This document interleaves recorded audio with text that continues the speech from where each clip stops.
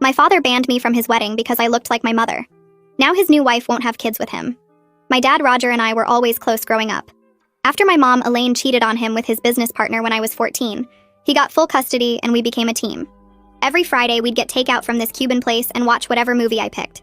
He came to every soccer game, helped with homework he didn't understand, and learned to braid hair from YouTube when I needed it for tournaments. He never said a bad word about my mom, even though she basically disappeared after the divorce to start a new family with the guy she cheated with. We were solid for 8 years. Then he met Brittany at some conference when I was 22. She was 31, worked in pharmaceutical sales, and looked nothing like my mom. Where my mom was tall with dark hair and brown eyes like mine, Brittany was short, blonde, and had green eyes. Dad was 50 and absolutely smitten. I was happy for him because he deserved to find someone after being alone for so long. Brittany seemed nice enough at first. She laughed at his bad jokes, encouraged him to take that promotion he'd been nervous about, and even asked me about college and my plans after graduation. 6 months in, they got engaged. I helped him pick the ring. He was nervous like a teenager, and it was actually cute seeing him that excited about something again.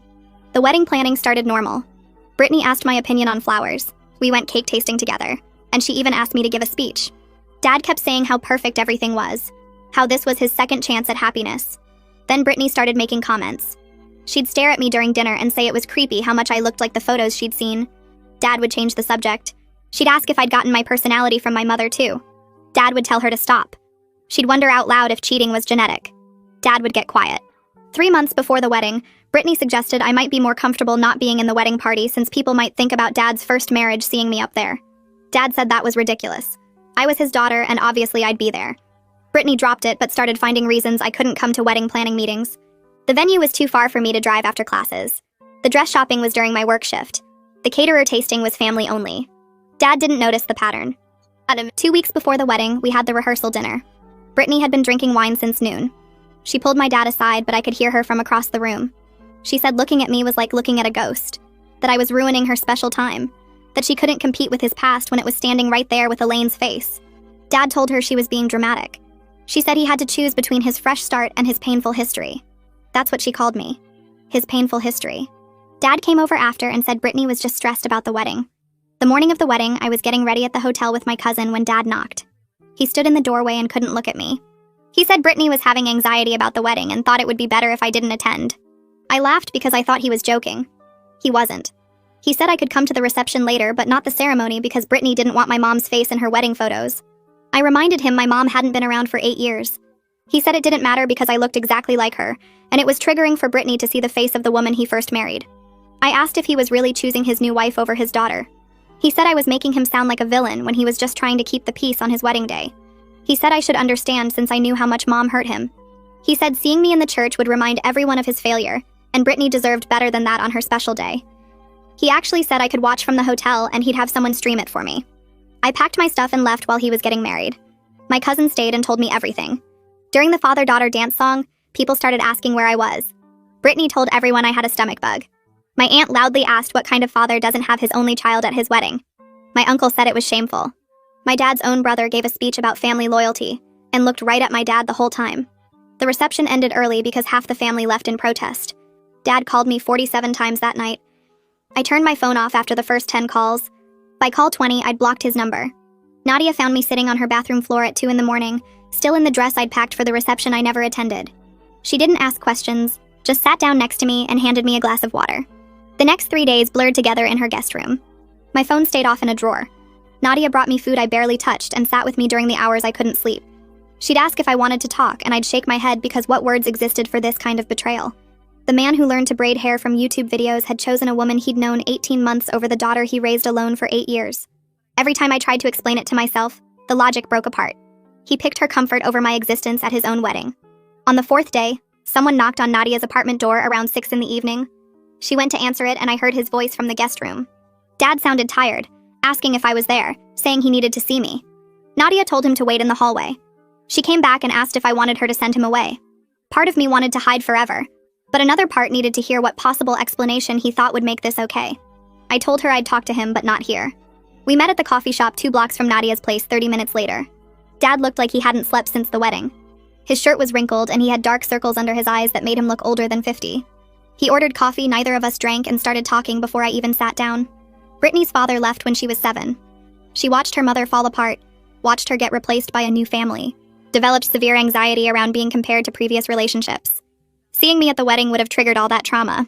The ceremony photos would have been ruined by her panic attacks. He went on for 20 minutes about Brittany's abandonment issues, her therapy history, her fear of being second choice. I listened without interrupting and noticed he never once mentioned me. When he finally stopped talking, I pointed out that I was his daughter and had been part of his life for 22 years. He got this defensive look on his face, the one he used to get when Mom's lawyer brought up things he didn't want to discuss during the divorce. He said I was being selfish, that I didn't understand how hard this was for Brittany, that marriage required compromise. Then he actually said I'd understand when I got married someday, like I was a child who couldn't grasp adult relationships instead of the person who lived through his divorce with him. I stood up while he was still talking, told him he chose someone he'd known less than 2 years over the daughter who stood by him when Mom left. He tried to grab my arm and I pulled away. Left him sitting there with 2 full coffee cups and walked outside where Nadia was already waiting in her car. She drove me back to her apartment and I finally cried, the kind of crying that makes your chest hurt and your throat raw. All those Friday nights with Cuban food, all those soccer games in the rain, all those YouTube tutorials for braiding hair. None of it mattered enough when Brittany decided I looked too much like his first marriage. That evening, Aunt Coraline called to check on me. She'd been trying to reach Dad since the wedding, but he wasn't answering her calls either. Apparently, he'd stopped talking to anyone who criticized his choice at the reception, which included most of his siblings and half the cousins. Uncle Nathan had tried to visit, and Brittany answered the door, said Dad wasn't taking visitors. Coraline sounded worried, but also angry in that way she got when family members acted stupid. She told me I had a place to stay with her if I needed it, that the whole family was on my side. 2 weeks went by with nothing from Dad. No calls, no texts, no attempts to explain himself further. I couldn't keep sleeping on Nadia's couch forever, so I started looking at apartments I could afford on my bookstore salary. Dad had helped me save money after graduation for exactly this kind of situation, though I doubt he imagined I'd be using it to get away from him. I found a studio apartment 15 minutes from work, small but clean, available immediately. The landlord ran my credit and approved me within 3 days. I needed to pick up some stuff I'd stored at Dad's house before I could move in. Box of kitchen supplies, some books, winter clothes I hadn't needed at the school. I drove over on a Tuesday afternoon when I knew Dad would be at work. Brittany answered the door in yoga pants and a tank top, holding a protein smoothie. She looked at me like I was a door-to-door salesman. Said Dad wasn't home. I explained I just needed to grab my boxes from the garage. She crossed her arms and said I needed to schedule visits in advance now, that she couldn't just have people showing up whenever they wanted. People. She called me people. I'd eaten dinner at this house dozens of times over the past year. I'd helped Dad pick out the couch she was probably sitting on every night. She was treating me like a stranger trying to break into her home. I called Dad from my car in the driveway. He answered on the 3rd ring, sounding distracted. I told him Brittany wouldn't let me get my belongings. He was quiet for a second, then said her house rules needed to be respected, that I should have called first. Her house. He called it her house when he'd lived there exactly 2 months, and I'd been visiting his homes my entire life. That felt like another door closing, another way of saying I didn't belong in his new life. I asked when I could come by with advance notice.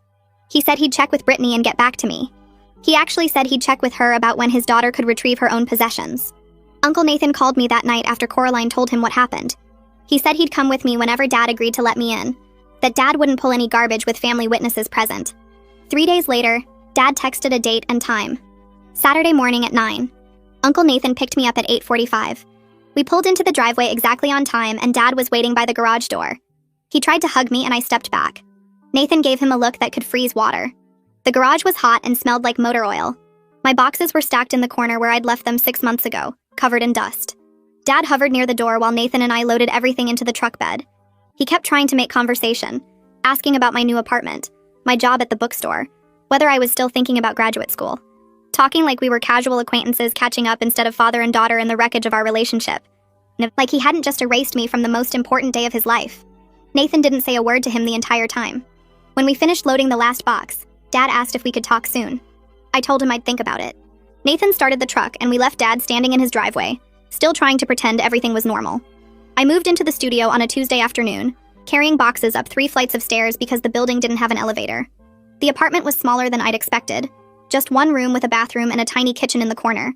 But it was mine and Dad had no say over who could visit or when I could pick up my belongings. I spent the first week sleeping on an air mattress and eating takeout because I didn't own furniture yet. Nadia brought over some dishes her mom was getting rid of and stayed to help me unpack. She asked if I'd thought about talking to someone professional about everything that happened. I told her I was fine, but she gave me this look that said she didn't believe me. That weekend I woke up crying from a dream where Dad was teaching me to ride a bike, and when I looked up, he was gone.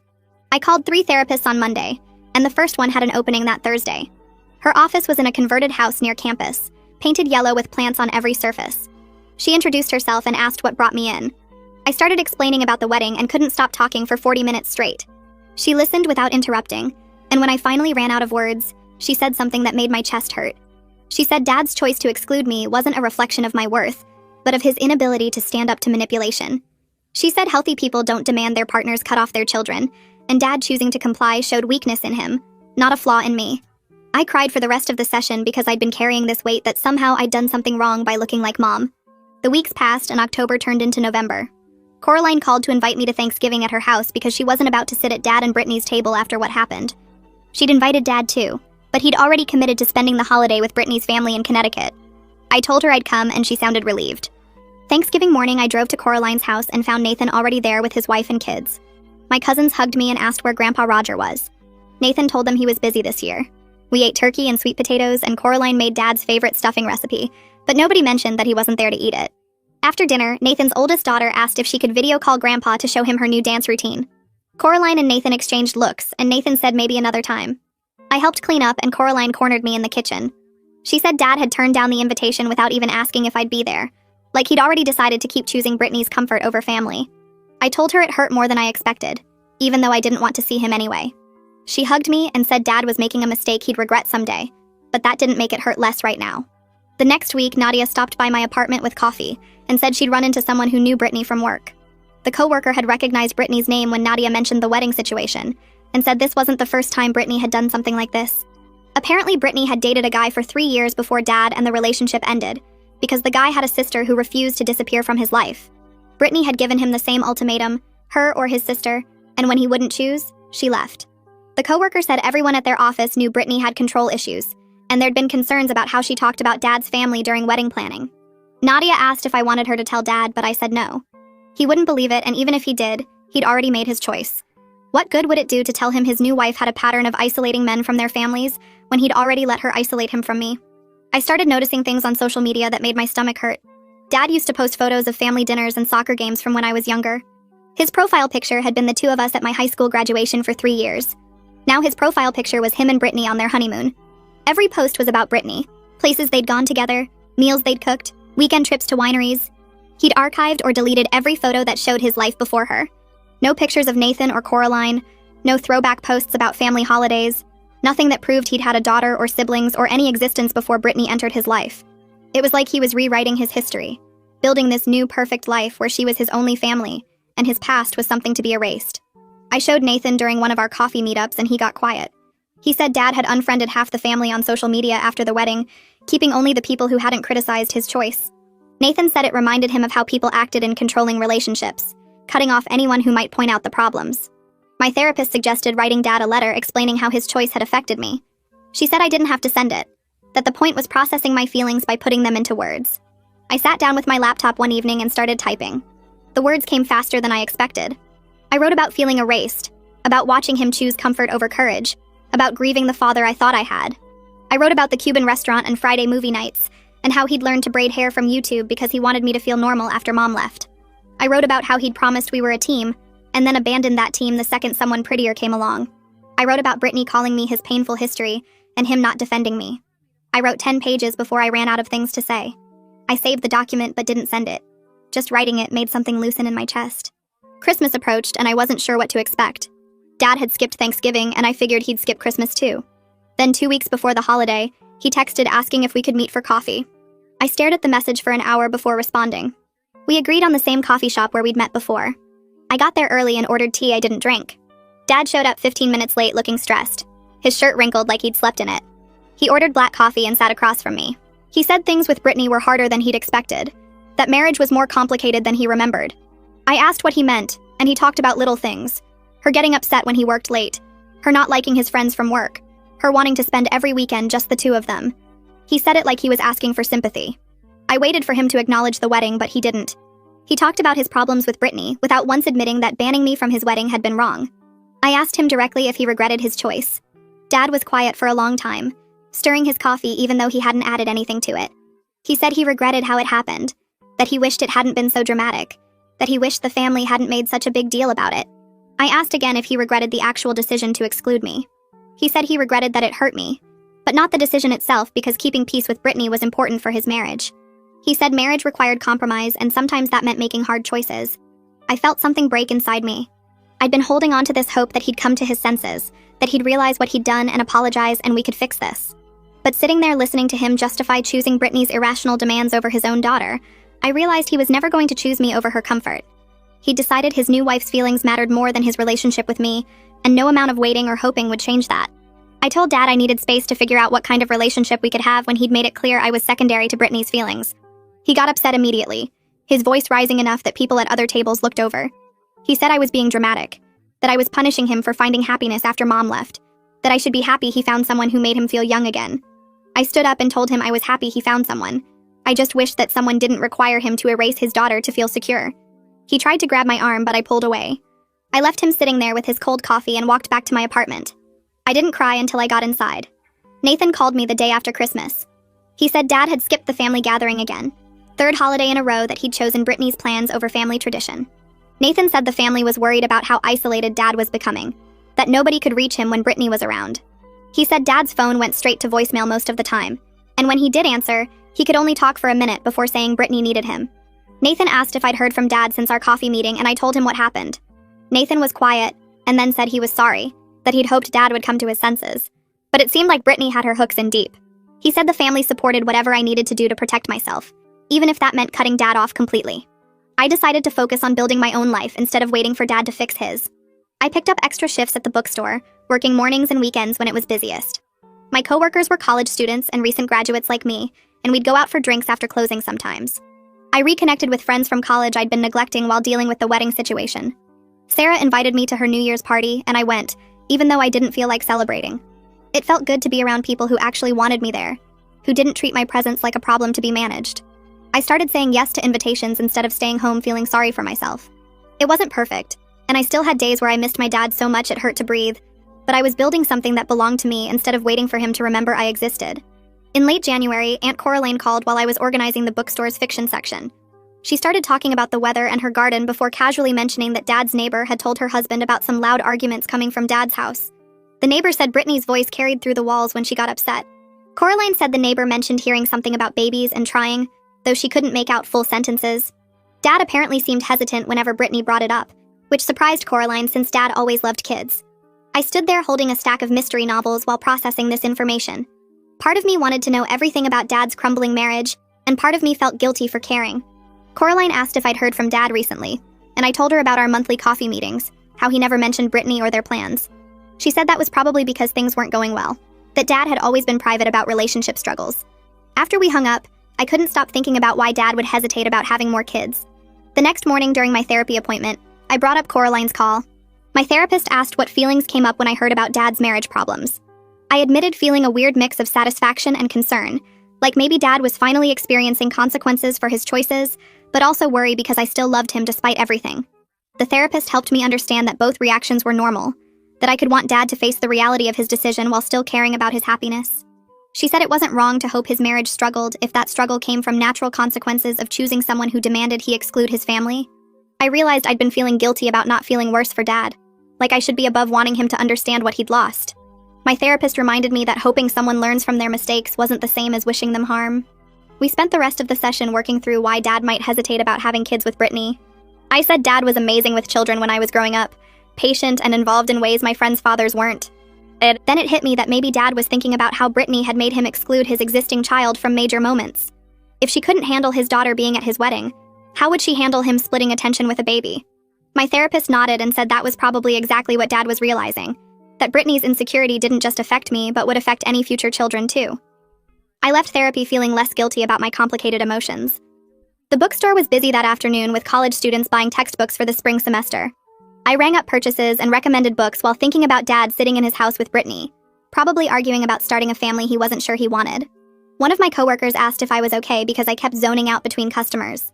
I told her I was fine, just family stuff, and she said her parents were divorced too, so she got it.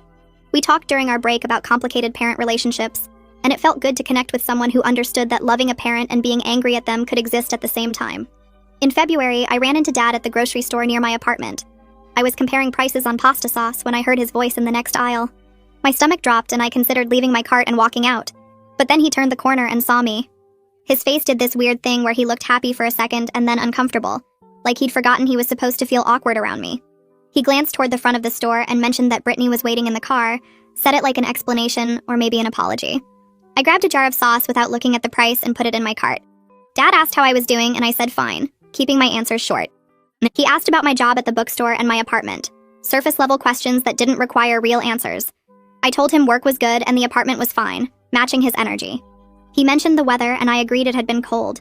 We stood there in the pasta aisle doing this awkward dance of people who used to know each other well and now didn't know what to say. When I mentioned I'd been going to therapy, Dad's face changed. He looked guilty but didn't ask why I needed therapy, didn't ask who I was processing or what I was working through. He already knew. We both knew. He said that was good, that therapy was helpful for a lot of people, speaking in generalities instead of acknowledging that his choices were probably a main topic of my sessions. The conversation lasted maybe 5 minutes but felt like an hour. Dad kept glancing toward the front of the store like he was worried about getting caught talking to me too long. I finally said I needed to finish shopping and he nodded too quickly, relieved to have an exit.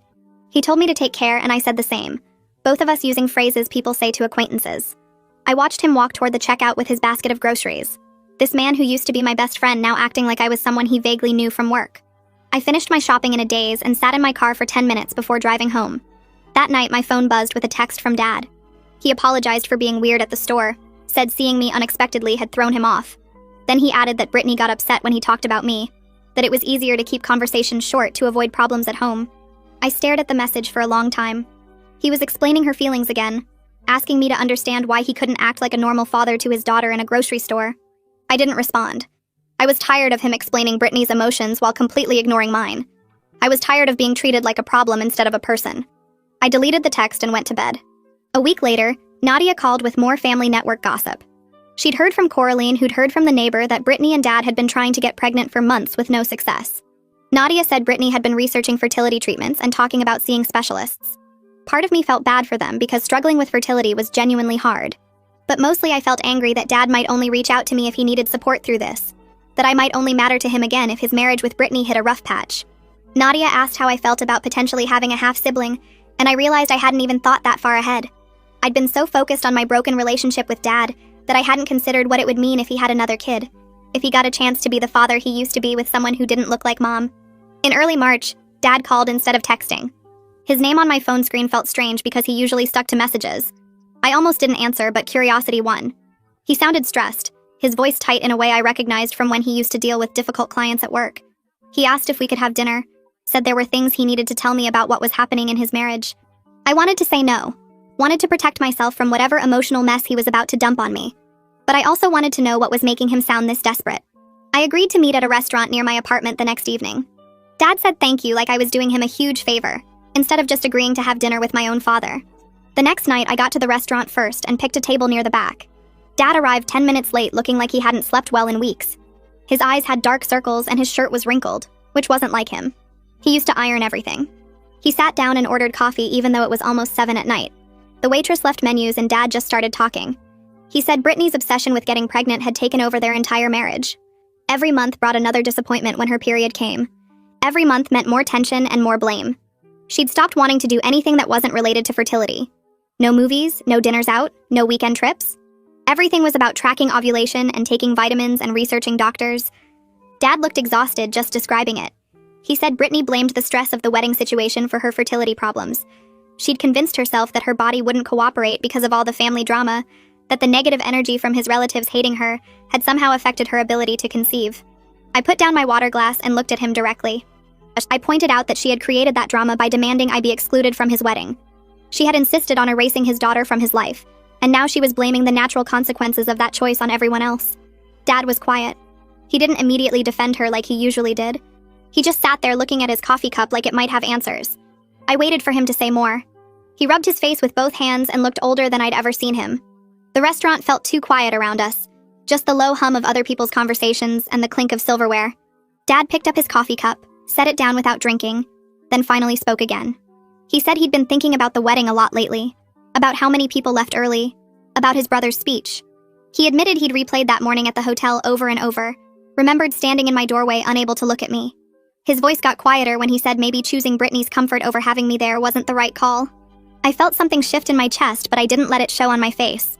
This wasn't the full apology I needed, but it was closer than he'd ever gotten. I asked him if he was only saying this because his marriage was struggling, because Brittany couldn't get pregnant, and he was realizing what he'd given up. Dad looked genuinely hurt by that question, but he didn't get defensive. He said he deserved my suspicion after what he'd done.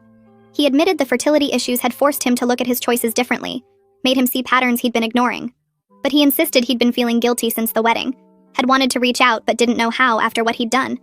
I told him he didn't lose his family like it was some accident that happened to him.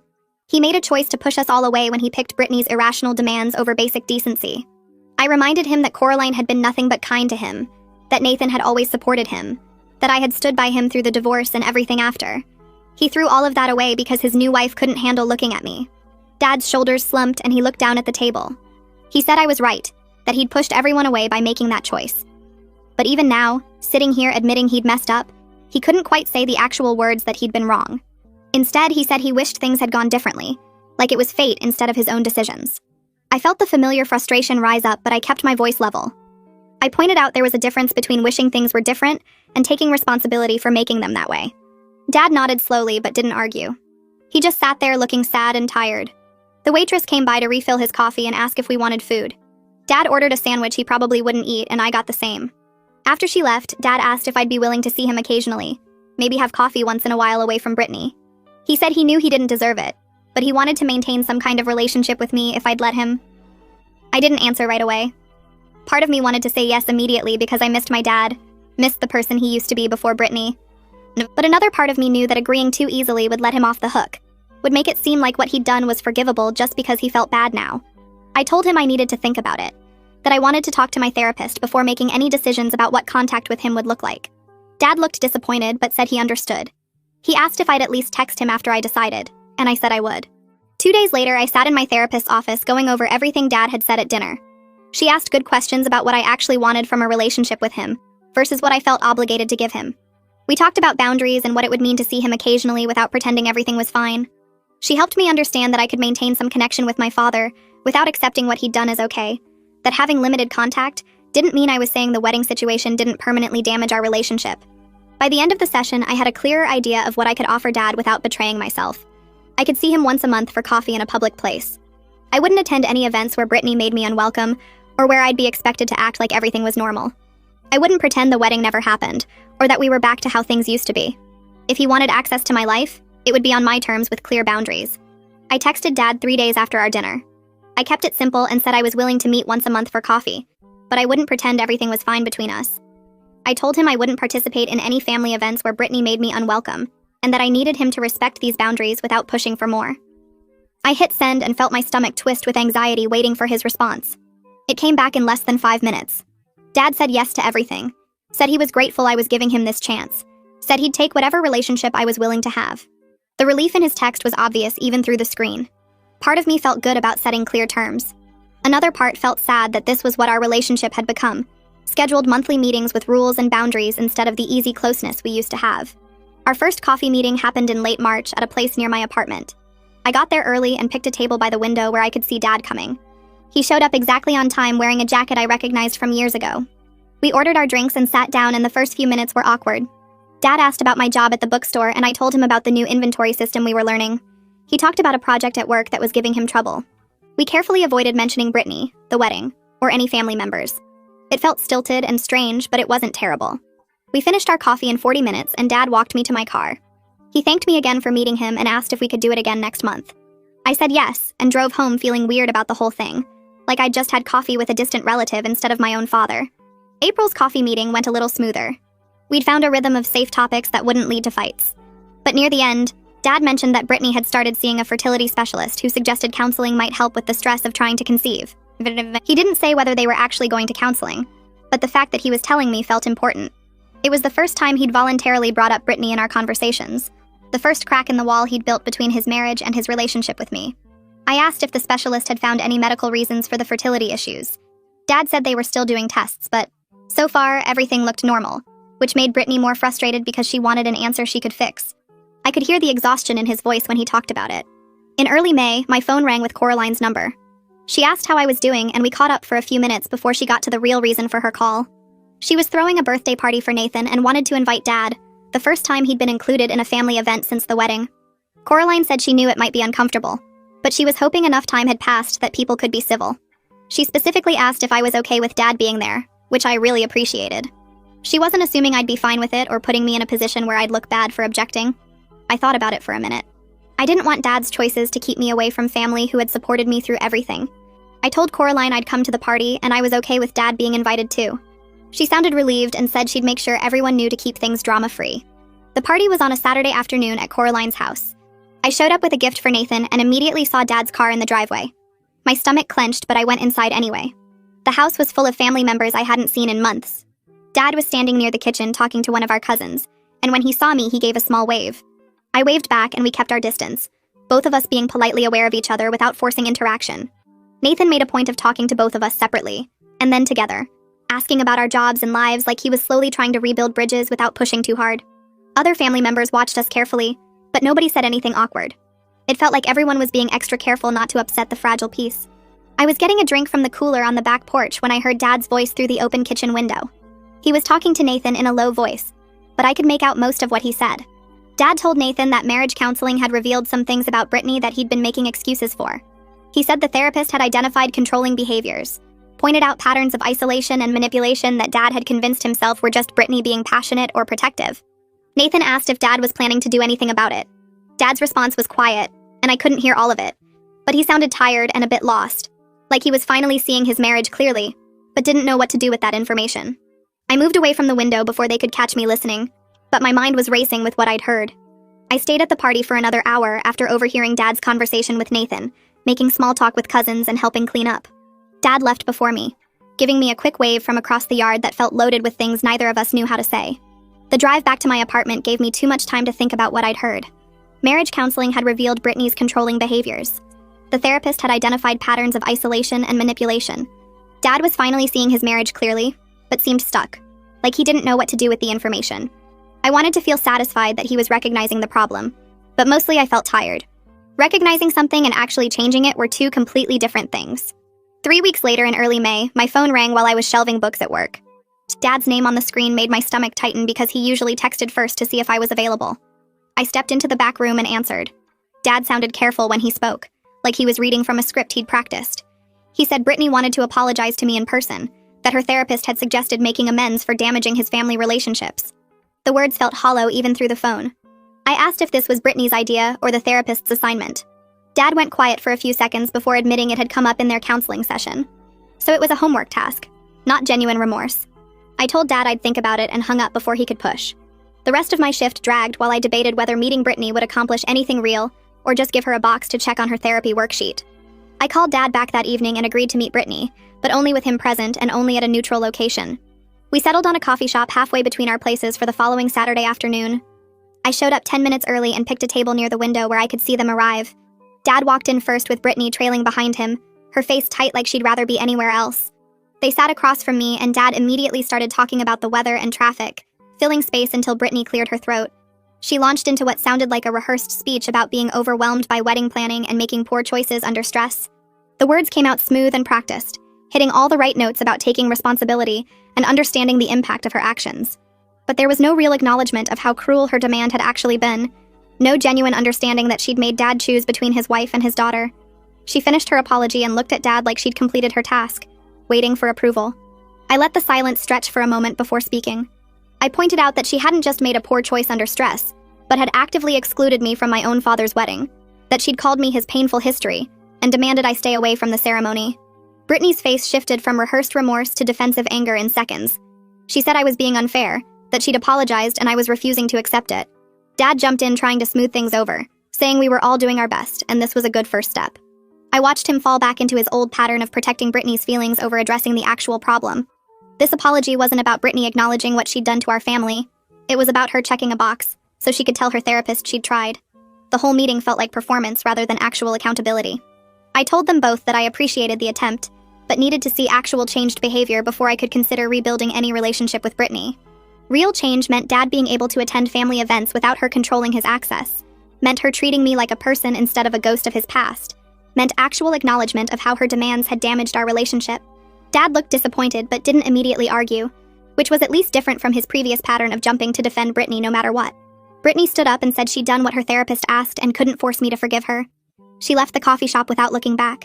Dad stayed for a few more minutes, apologizing for how the meeting had gone, but still not quite understanding why a rehearsed apology wasn't enough. I left feeling like nothing had actually changed, except now Brittany could tell her therapist she'd tried to make amends. My next therapy session focused on processing the failed apology attempt. My therapist helped me see that Dad's growing awareness of Brittany's issues didn't erase what he'd done, but it might mean he was capable of making better choices going forward. The key word was might. Awareness didn't automatically lead to change, especially when someone was still stuck in the same patterns. I was learning to hold space for both Dad's failures and his potential growth, to not dismiss the small signs of progress while also not accepting them as enough. The therapist said this was healthy boundary setting, recognizing that Dad was responsible for his choices while I was responsible for protecting myself. It felt like walking a tightrope between giving up on our relationship completely and letting him hurt me again by expecting too much too fast. In mid-June, Uncle Nathan called to catch up and mentioned he'd noticed Dad coming to more family events alone lately. Nathan said Brittany claimed social anxiety kept her from attending gatherings, but he suspected Dad was protecting his family time from her control. It was a small shift, but felt meaningful after months of Dad choosing to isolate himself. Nathan said Dad seemed more relaxed at these events, more like his old self when Brittany wasn't around to monitor his interactions. I asked if Dad talked about me at these gatherings. Nathan said my name came up occasionally, that Dad would mention something about my job or apartment, but seemed uncomfortable going deeper, like he was testing the waters of whether the family would accept him talking about me. The family was being cautiously welcoming, not pretending the wedding situation hadn't happened, but giving Dad space to slowly rebuild bridges. Dad texted me in late June asking if I wanted to get coffee, just the two of us.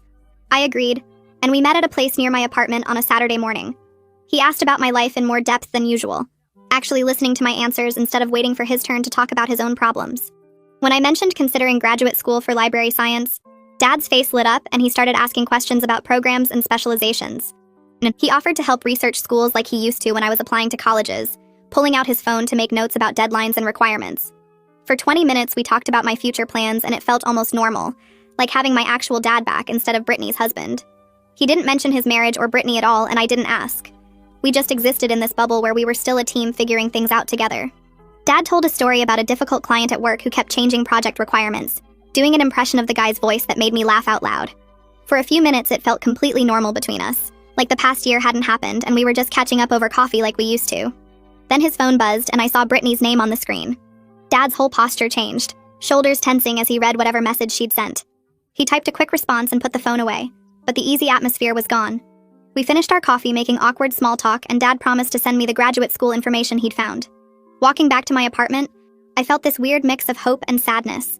Glimpses of my real dad still existed under everything Brittany had done to isolate him, but those glimpses felt fragile and temporary.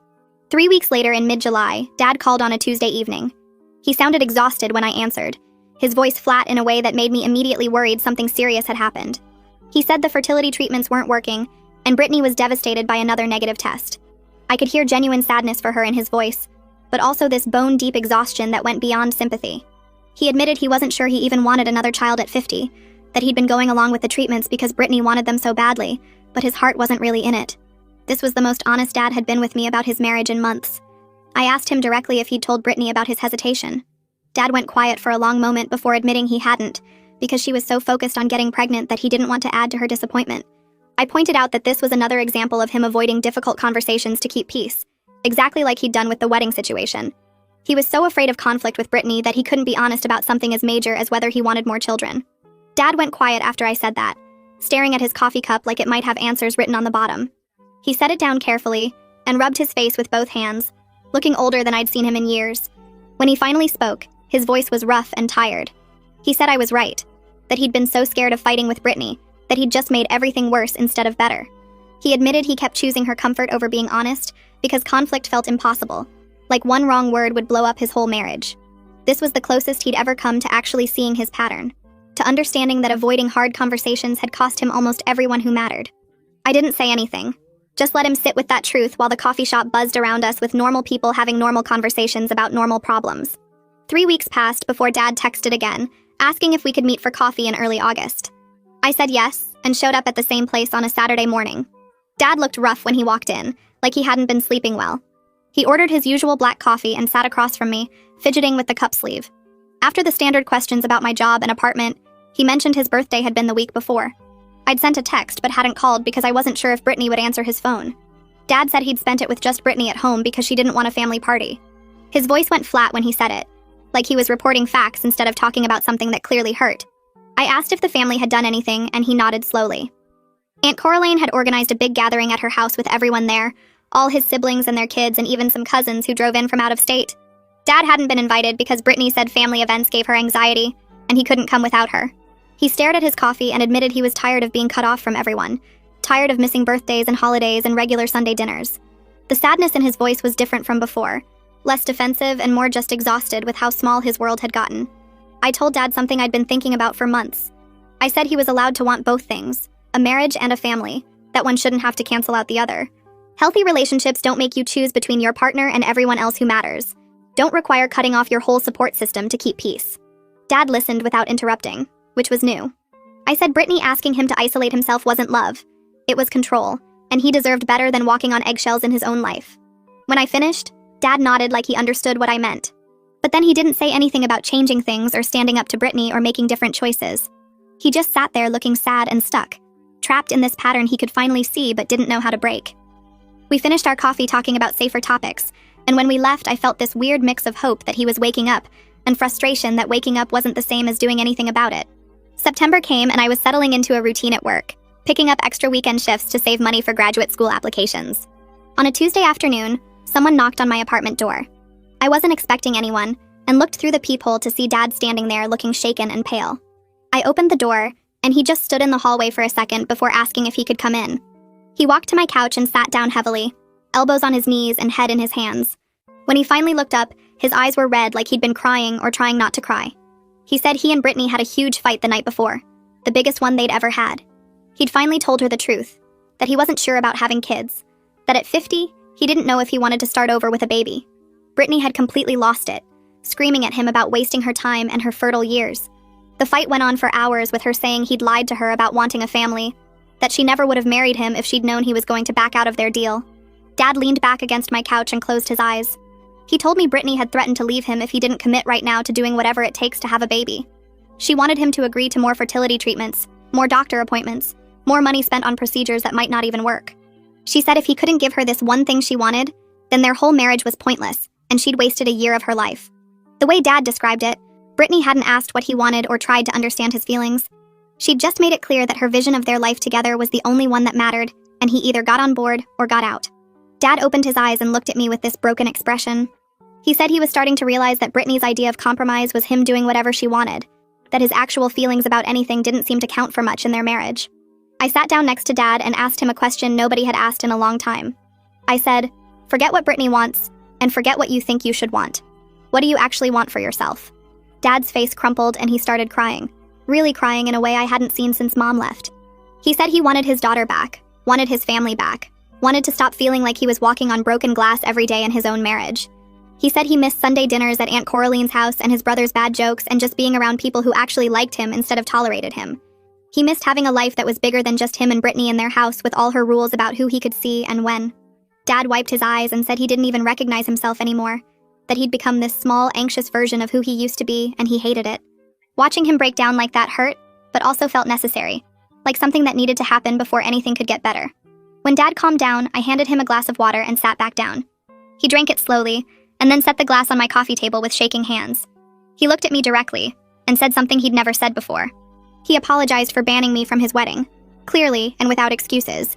He said choosing Brittany's crazy demand over me was the biggest mistake of his life. Dad's voice cracked when he said he'd been so desperate to make his second marriage work, so scared of failing again, that he'd sacrificed the relationship that actually mattered most. He said he was deeply sorry for treating me like I didn't matter, for picking someone he barely knew over the daughter who'd been there through everything. It was the first real apology I'd gotten from him since that awful morning at the hotel, and hearing it felt like something heavy lifting off my chest, even though I knew one apology couldn't fix everything that had broken between us. I told Dad I forgave him, but I needed him to understand something. Rebuilding trust was going to take time, a lot of time. One apology didn't erase a whole year of being treated like I was invisible, like my feelings didn't count, like our relationship could just be turned off and on based on Brittany's mood. I said I was willing to work on things between us, but it had to be real work, not just him saying sorry and then going back to the same patterns. Dad nodded and didn't get defensive or make excuses. He just accepted what I said with this genuine sadness and remorse that felt different from before.